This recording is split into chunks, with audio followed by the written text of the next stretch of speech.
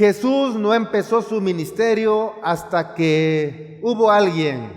Juan el Bautista terminó el suyo. ¿Me estás siguiendo? Juan Bautista estaba predicando, compartía de las buenas nuevas, compartía de aquel que había de venir. Él era el que iba abriendo camino en el desierto, y mientras Juan el Bautista estaba hablando, Jesús no ejerció su ministerio. Hasta que tomaron preso a Juan el Bautista y hasta que le volaron la cabeza, hasta entonces Jesús empezó el ministerio. ¿Me sigues? Porque Jesús podía en cualquier momento él empezar su ministerio como hijo de Dios, pero él respetaba la autoridad delegada. Él está respetando la autoridad delegada. Puedes decir sí, wow, no lo sabía, uy, qué padre, aleluya. Él respetaba la autoridad delegada.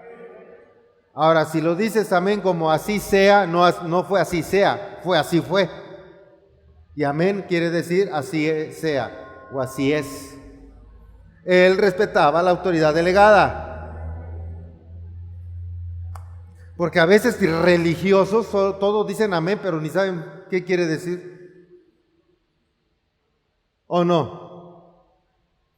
Deja de ser religioso. Amén. Ahora sí cabe, así sea.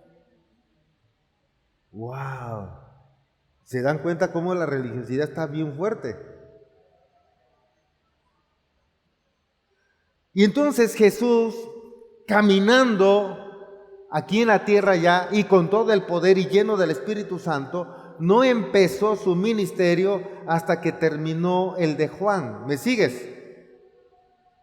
Yo sé que muchas veces dices tú, ay, pero hay que respetar las autoridades. Justo, él sabía, pero cuando habla la Biblia que toda autoridad ha sido puesta por Dios y sin él no ha sido puesta autoridad, se refiere principalmente a las autoridades eclesiásticas o espirituales, no a las autoridades mundanas, que es por votación y compraron el voto. Ahí que tuvo que ver Dios. Ahí hubo una voluntad permisible, pero no es la voluntad de Él. ¿Me está siguiendo? Él lo permitió, mas no ocasionó que eso pasara.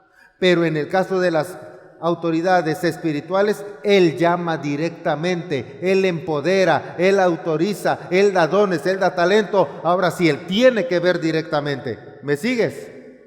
Por eso en las iglesias donde no hay alguien por un llamado, no hay milagros, no hay sanidades, no hay prodigios, porque no hay un respaldo de Dios.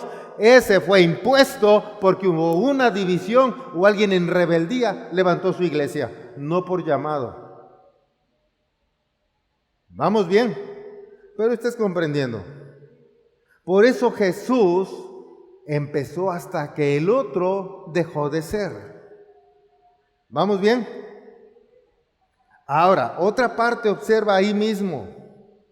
Habla de una ciudad que vivía en tinieblas y que había visto una luz.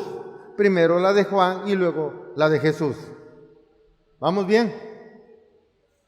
Seguimos.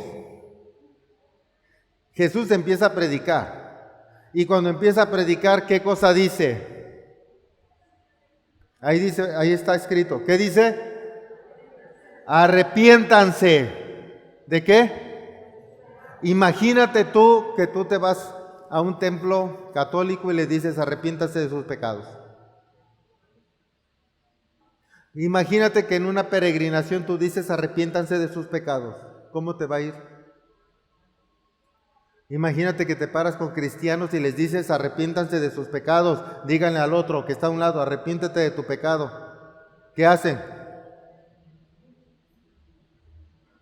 Y no le dicen. ¿Se dan cuenta que están igual? Porque no se quieren arrepentir de sus pecados ustedes mismos. Hola.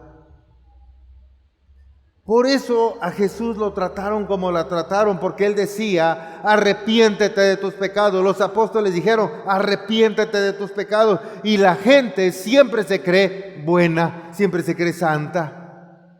¿Y de qué pecado? No tengo pecados.